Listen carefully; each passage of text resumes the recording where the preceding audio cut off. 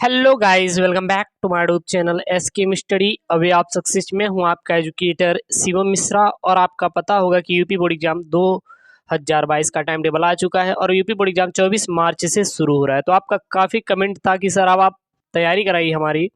अब तो आखिरकार हमारे टाइम टेबल भी यूपी बोर्ड का जारी हो चुका है, तो आप लेट मत कीजिए। तो बिल्कुल जी हाँ, आपको बेहतरीन तैयारी करवाएंगे एसकेएम स्टडी यूट्यूब चैनल पर।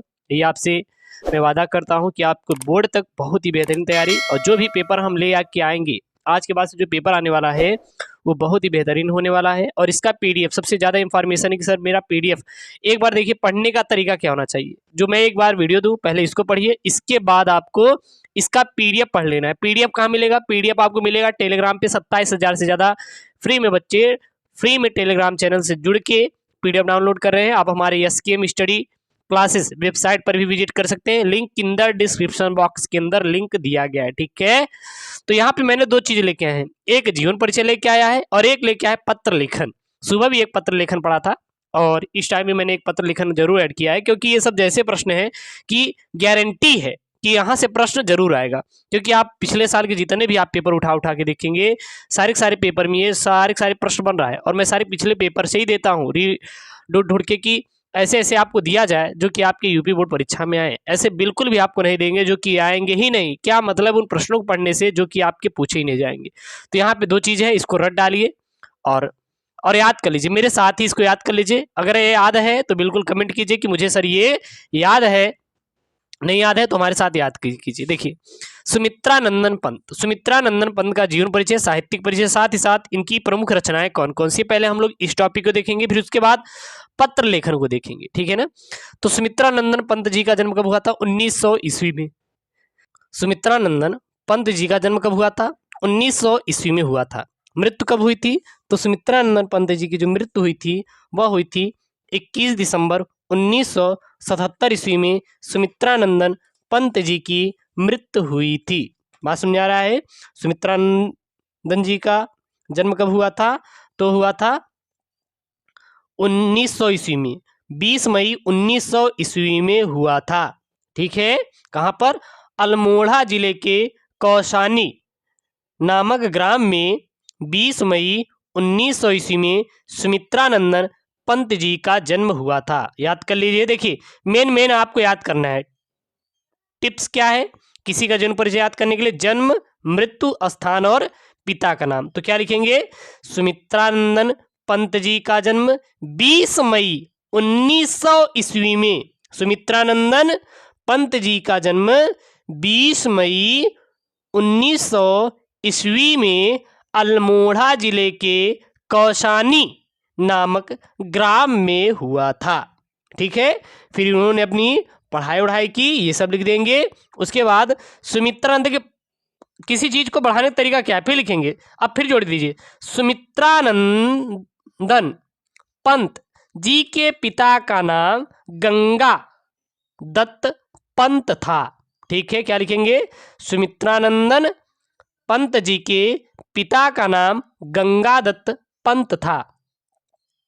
अंततः सुमित्रा नंदन जी यानी सुमित्रा नंदन पंत जी की मृत्यु 21 दिसंबर सन 1977 ईस्वी में हो गई। बस इतना ही आपको लिख देना है, बाकी आपको ज़्यादा इनके छापने की जरूरत नहीं है। आप मेन पॉइंटों को लिखो, आपके नंबर आपका एग्जामिनर देगा, काटेगा नहीं, कभी नहीं। एक बात याद रखना। अब आता है साहित्यिक परिचय एवं योगदान। तो यहाँ पे चलिए हम लोग देख लेते हैं। सुमित्रा नंदन पंत का जन्म एक दुखदाई पल में हुआ, क्योंकि इनके जन्म के कुछ घंटे बाद ही इनकी माता का देहांत हो गया। मतलब समझ रहे हैं? आपको टाइटल देना है कि सुमित्रा नंदन पंत जी का जन्म दुखदाई पल में हुआ, यानी कि जब इनका जन्म हुआ तो जन्म के कुछ घंटे बाद ही इनके माता जी का मृत्यु हो गई। अपनी प्रारंभिक शिक्षा पूर्ण करके 1919 ईस्वी में प्रयाग के म्योर सेंट्रल कॉलेज में अध्ययन के लिए प्रवेश लिया, किंतु गांधी जी के असहयोग आंदोलन से प्रेरित होकर विद्यालय छोड़ दिया। इन्होंने प्रारंभिक शिक्षा पूर्ण करने के बाद यानी 10वीं 12वीं पूर्ण करने के बाद इन्होंने क्या किया? प्रयाग आए। प्रयाग आने के बाद इन्होंने क्या किया? 1919 में म्योर सेंट्रल कॉलेज में अध्ययन के लिए प्रवेश ले लिया। लेकिन उस समय गांधी जी का असहयोग आंदोलन चल रहा था। इससे प्रेरित होकर इन्होंने विद्यालय छोड़कर बापू जी के साथ हो गए। ठीक है ना। पंत जी ने इलाहाबाद से निकलने वाली प्रगतिशील विचारों की पत्रिका रूपाभ का कुशल संपादन किया। ये अविवाहित रहकर अपना संपूर्ण जीवन माँ भारती के चरणों में अर्पित कर दिया। यानी कि सुमित्रानंदन पंत जी का विवाह भी नहीं हुआ था। याद हो गया कि नहीं? बिल्कुल याद हो गया तो कमेंट कीजिए, जाके इसका पीडीएफ फ्री में डाउनलोड कीजिए एसकेएम स्टडी टेलीग्राम चैनल पे। सुमित्रानंदन पंत जी की प्रमुख रचनाएं क्या क्या थी?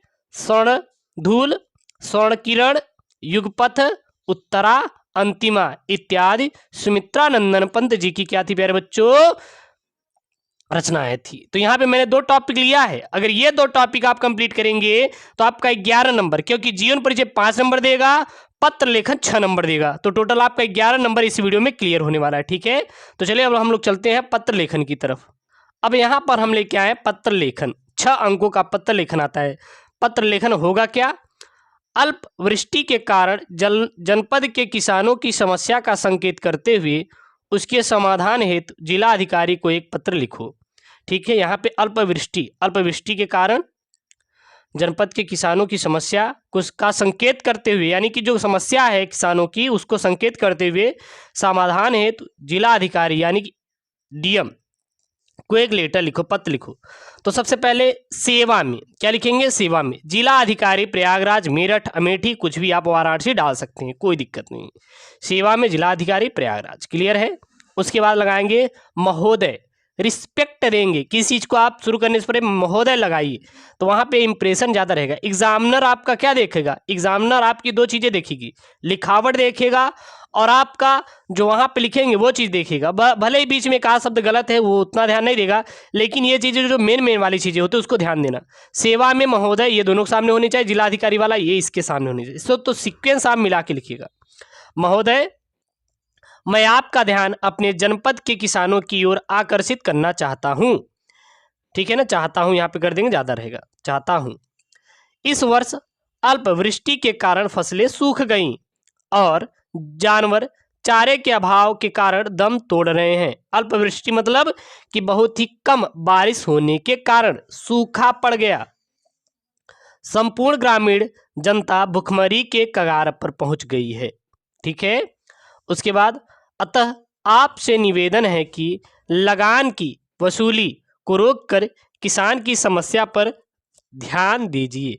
यानी कि जो वसूली है उसको आप मत कीजिए, अभी उसको छोड़कर आप क्या करेंगे? किसानों पर ध्यान दीजिए, क्योंकि वो भुखमरी से मर रहे हैं। ठीक है ना। उसके बाद आप दिनांक डाल देंगे, भवदी, नाम और पता। तो नाम में आप नाम नहीं भरेंगे, XYZ छोड़ दीजिएगा पेपर में, और पता भी XYZ छोड़ देंगे। ये दोनों चीज़ें मेंशन नहीं करनी है।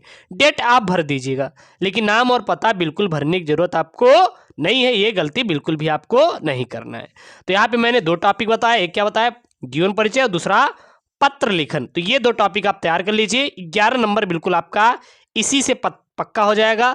100 अंकों की तैयारी है, जी तोड़ के मेहनत कीजिए और आपको 100 अंक ऐसे ही मिलेंगे, यूं मिलेंगे, इस बात की गारंटी मेरी है। बस आप मन लगा के पढ़िए। इसका पीडीएफ टेलीग्राम एसकेएम स्टडी पे जाके आप डाउनलोड कीजिए। ओके दोस्तों, थैंक यू, जय हिंद।